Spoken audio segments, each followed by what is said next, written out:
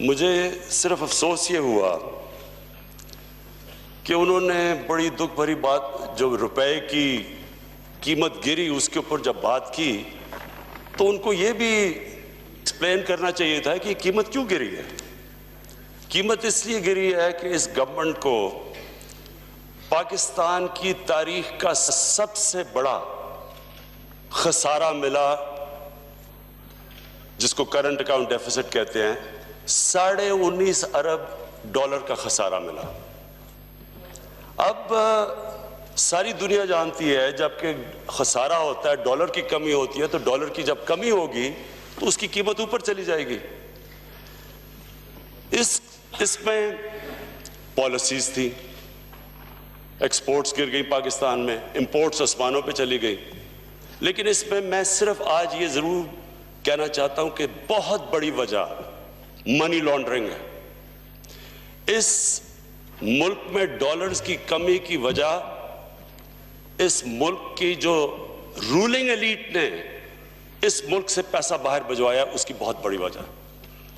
और पैसा इसलिए बाहर गया इस मुल्क से क्योंकि जब साहिब इख्तिदार इस मुल्क से पैसा चोरी करके बाहर लेके जाते हैं तो फिर किसी को नहीं रोक सकते। दुबई की प्रॉपर्टीज देखें कि पिछले 4-5 साल में 8 अरब डॉलर की पाकिस्तानियों ने प्रॉपर्टीज ली। बाहर जो हमें अभी इंफॉर्मेशन आई है कि कितना पैसा पाकिस्तानियों का, यहां के रेजिडेंट पाकिस्तानियों का बाहर पड़ा हुआ है, 10 अरब डॉलर।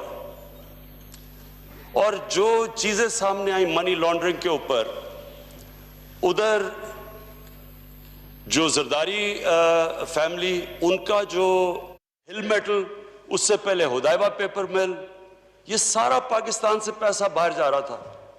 और फिर ये जो लेटेस्ट ऑपोजिशन लीडर की जो दर्द भरी जो उन्होंने डॉलर के ऊपर अफसोस किया कि वो ऊपर जा रहा है, इनकी जो फैमिली का पिछले जो कंपनीज बनी है और ये जो चीजें सामने आई हैं, ये किस मुंह से कोई बात कर सकता है डॉलर के ऊपर? जिम्मेदार तो ये लोग हैं कि यहां से पैसा बाहर लेके जा रहे हैं।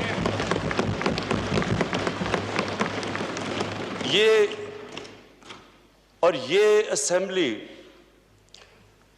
मैं बरतानिया में 18 साल की उम्र में गया और मैंने सारा जो वेस्टमिंस्टर टाइप ऑफ डेमोक्रेसी को देखा बड़े करीब से। और मैंने जो उसके अंदर जो सबसे इंपॉर्टेंट चीज उस डेमोक्रेसी में देखी कि पब्लिक, जो पार्लियामेंट का काम था कि पब्लिक की मफादात की हिफाजत करना, इसलिए उनको पब्लिक रिप्रेजेंटेटिव्स कहते हैं, पब्लिक को रिप्रेजेंट करते हैं असेंबली के अंदर। ये कमाल इस असेंबली में हुआ है और बढ़ना, इसलिए उनको पब्लिक रिप्रेजेंटेटिव्स कहते हैं, पब्लिक को रिप्रेजेंट करते हैं असेंबली के अंदर।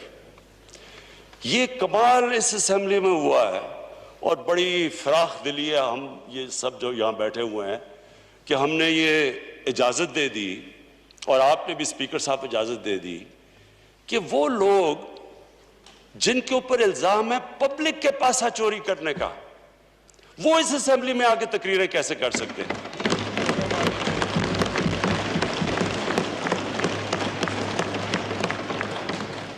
बरतानिया के अंदर और 18 गर्मियां मैंने, क्योंकि क्रिकेट खेलता था, वहां गुजारी।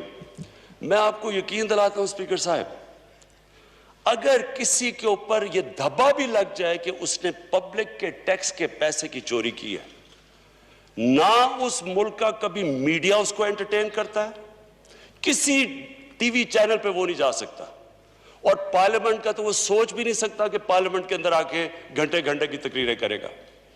फिर पब्लिक अकाउंट्स कमेटी, यानी पब्लिक अकाउंट्स कमेटी वो कमेटी जो पार्लियामेंट बनाती है कि पब्लिक के इंटरेस्ट प्रोटेक्ट करने के लिए, उसके ऊपर वो आदमी जाके बैठ जाता है जिसके ऊपर अरबों रुपए का चार्जेस हैं।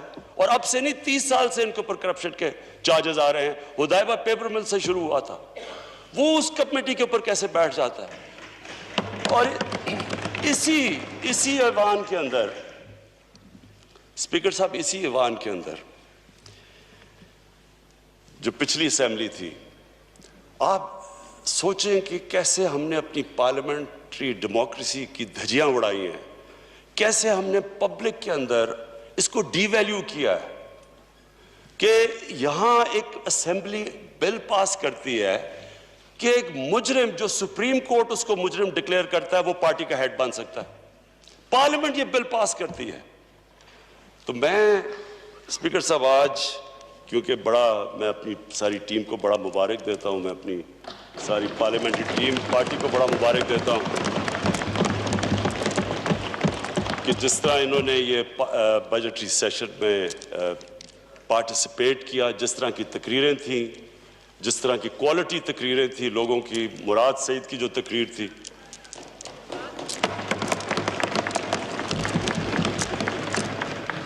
बड़ी बात हुई सिलेक्टेड प्राइम मिनिस्टर की। वो जो तकरीर मुराद सईद ने की थी जिसमें उन्होंने जो वो कॉन्डोलीज़ा राइस की किताब से कोट किया था, कॉन्डोलीज़ा राइस सेक्रेटरी ऑफ स्टेट थी, उसकी अपनी बायोग्राफी में वो कह रही है कि किस तरह उसने पीपल्स पार्टी के सरबरा और जनरल मुशर्रफ जो मिलिट्री डिक्टेटर था उनको इकट्ठा कैसे किया गया, कैसे करप्शन के केसेस मुशर्रफ को कहा गया कि माफ करो, और मिलके उन्होंने एनआरओ साइन करवाया अमेरिकन ने, और उसने ये भी कहा कि हमारे इंटरेस्ट में है कि ये इनका समझौता हो क्योंकि ये हमारे इंटरेस्ट प्रोटेक्ट करेंगे पाकिस्तान में।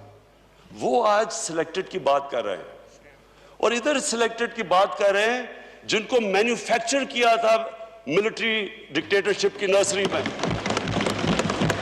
तो मैं अपने लोगों को फिर से मुबारक देता हूं क्वालिटी जो स्पीचेस की थी। मैं खास तौर पे आज मैं हमाद को मुबारक देता हूं जिस तरह उसने कंडक्ट किया। हमारा लीडर इमर्ज किया है, यंग लीडर, और उसकी कंपोजर और जिस तरह उसने कंडक्ट किया, हम सब सारी हमारी पार्टी उसको मुबारक देती है और इंशाल्लाह उसने अपने आप को फेडरल मिनिस्टरशिप अर्न कर लिया। इसके बाद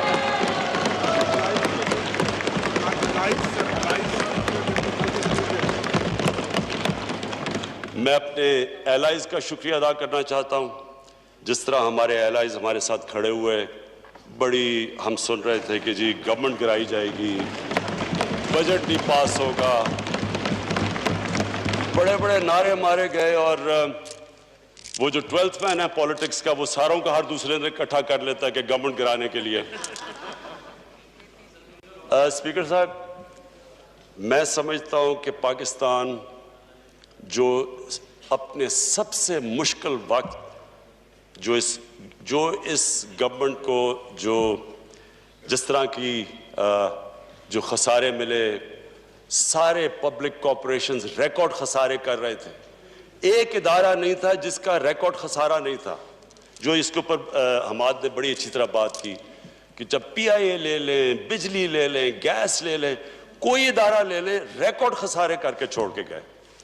और मैं ये भी हैरत, मुझे यहाँ बैठ के मैं सुनता रहता हूँ, अल्लाह ने मुझे बड़ी जब से पॉलिटिक्स में बर्दाश्त दी है, मैं ये सुनता रहता हूँ जो बातें करते हैं कि ये आज तक कोई ज़हन मानता है कि आप तारीखी खसारा छोड़ के जाएं और आप दूसरों से पूछें जो आके संभाल रहे हैं, उन्हें कहें जी आप जवाब दें।